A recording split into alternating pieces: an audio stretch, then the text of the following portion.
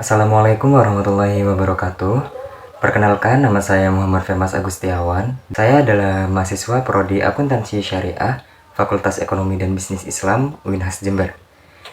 Di sini, saya akan menjelaskan tentang subjek pajak dan objek pajak. Apa sih subjek pajak itu?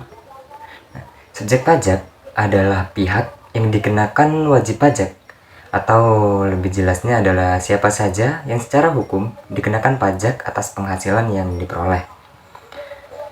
Di sini ada 4 kategori yang termasuk dalam subjek pajak. Di antaranya yaitu ada orang pribadi, badan, bentuk usaha tetap atau BUT, dan warisan. Lebih tepatnya warisan yang belum terbagi. Nah, pertama-tama kita mulai dari orang pribadi.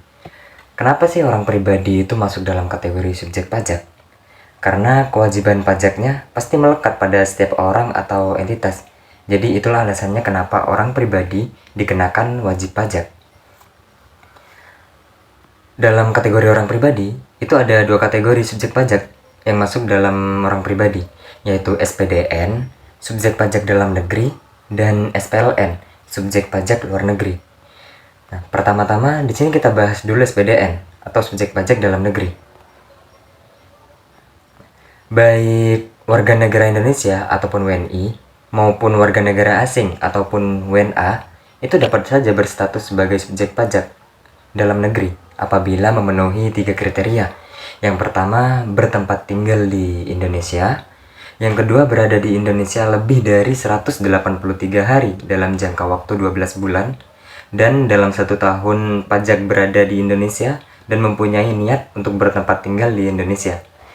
Jika orang pribadi tersebut memiliki kegiatan utama di Indonesia seperti memiliki penghasilan yang berasal dari Indonesia, maka orang pribadi tersebut termasuk dalam subjek pajak dalam negeri atau SPDN. Yang kedua ada subjek pajak luar negeri. Nah, perlu diingat ya, penentuan subjek pajak tidak hanya melihat dari status kewarganegaraan. Baik WNA maupun WNI itu bisa saja masuk dalam kategori subjek pajak luar negeri. Warga negara Indonesia atau WNI yang berada di luar Indonesia lebih dari 183 hari dalam jangka waktu 12 bulan dapat ditetapkan statusnya sebagai subjek pajak luar negeri. Selain itu, ada beberapa kriteria lain juga untuk WNI yang termasuk dalam subjek pajak luar negeri, yaitu yang pertama bertempat tinggal secara permanen di luar Indonesia, kedua memiliki pusat kegiatan utama seperti memiliki penghasilan di luar Indonesia, dan memiliki tempat menjalankan kebiasaan atau kegiatan sehari-hari di luar Indonesia, atau lebih singkatnya bisa dibilang hobi. Sedangkan untuk warga negara asing yang masuk dalam kategori subjek pajak luar negeri adalah warga negara asing yang berada di Indonesia sepanjang berada di Indonesia tidak lebih dari 183 hari dalam jangka waktu 12 bulan dan tidak memenuhi kriteria lain sebagai subjek pajak dalam negeri. Maka warga negara asing tersebut termasuk dalam subjek pajak luar negeri. Kategori selanjutnya dalam subjek pajak itu ada badan. Nah, kenapa sih badan juga termasuk dalam subjek pajak dalam negeri? Karena badan itu diakui sebagai pihak yang dapat memperoleh penghasilan dan wajib ikut membiayai negara lewat pajak. Contoh dari badan yaitu seperti PT, CV, koperasi, firma, yayasan, BUMN, ataupun BUMD, dan lain-lain. Nah, kategori ketiga dalam subjek pajak itu ada bentuk usaha tetap atau BUT. Nah, bentuk usaha tetap ini kedudukannya sama seperti badan, tetapi BUT ini ditujukan kepada orang asing yang memiliki kegiatan tetap yang mempunyai penghasilan di Indonesia. Maka dari itu BUT juga termasuk dalam subjek pajak. Dan kategori yang terakhir dalam subjek pajak itu ada warisan. Lebih tepatnya adalah warisan yang belum terbagi. Selama warisan tersebut terus bisa menghasilkan penghasilan dan warisan tersebut belum dibagi kepada ahli waris, maka warisan tersebut masuk dalam kategori subjek pajak. Misal seperti warisan saham dan lain sebagainya. Sekarang kita lanjut ke objek pajak. Objek pajak adalah segala penghasilan yang diperoleh dan penghasilan tersebut dikenakan wajib pajak, baik berasal dari Indonesia ataupun dari luar Indonesia. Dalam kategori objek pajak itu ada 3. Yang pertama yaitu penghasilan kena pajak umum, yang kedua kena pajak final, dan yang ketiga adalah dikecualikan.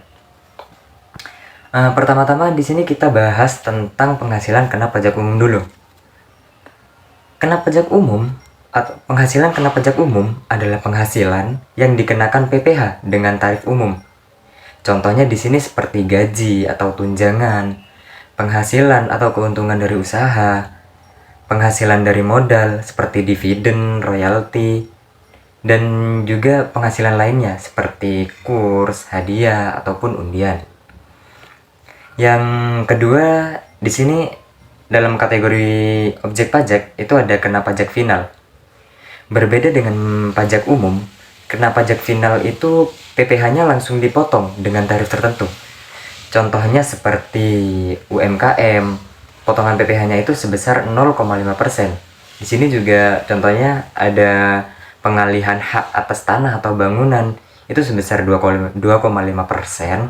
Sewa tanah atau bangunan itu sebesar 10%, jasa konstruksi sebesar 2-6% dan lain sebagainya. Yang terakhir yang masuk dalam kategori objek pajak itu ada dikecualikan. Maksud dari dikecualikan ini adalah penghasilan yang tidak dikenakan PPh. Contohnya yaitu bantuan atau sumbangan, dividen dengan syarat khusus, beasiswa, dan warisan yang sudah terbagi, dan lain sebagainya. Cukup sekian penjelasan subjek pajak dan objek pajak dari saya sendiri. Kurang lebihnya saya mohon maaf. Assalamualaikum warahmatullahi wabarakatuh.